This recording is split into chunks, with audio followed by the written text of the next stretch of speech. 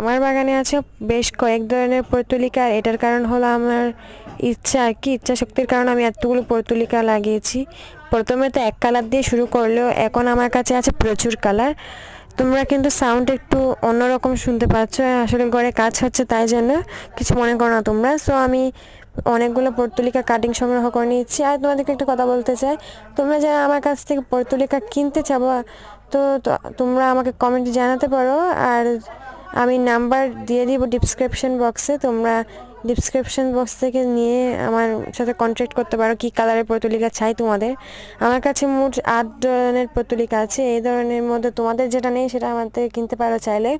আর আমি কাটিং বিক্রি করব, অবশ্যই আমি ছাড়া সেল করব না।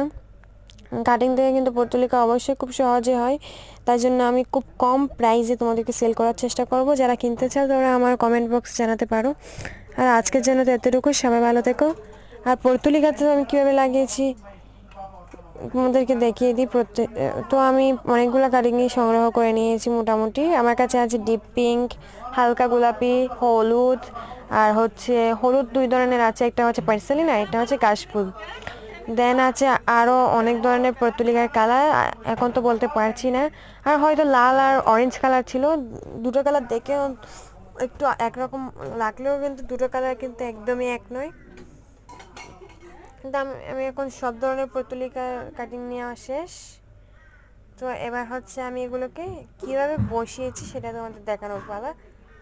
এই যে দেখো, এটা হচ্ছে ডিপ কালারটা, যেটা এটাতে একটা কাটিং নিচ্ছি। লাস্টে আমি এইভাবে পর্তুলিকাগুলো বসিয়েছি। তোমাদের কেমন লেগেছে সেটা কমেন্টে জানিও। বাই।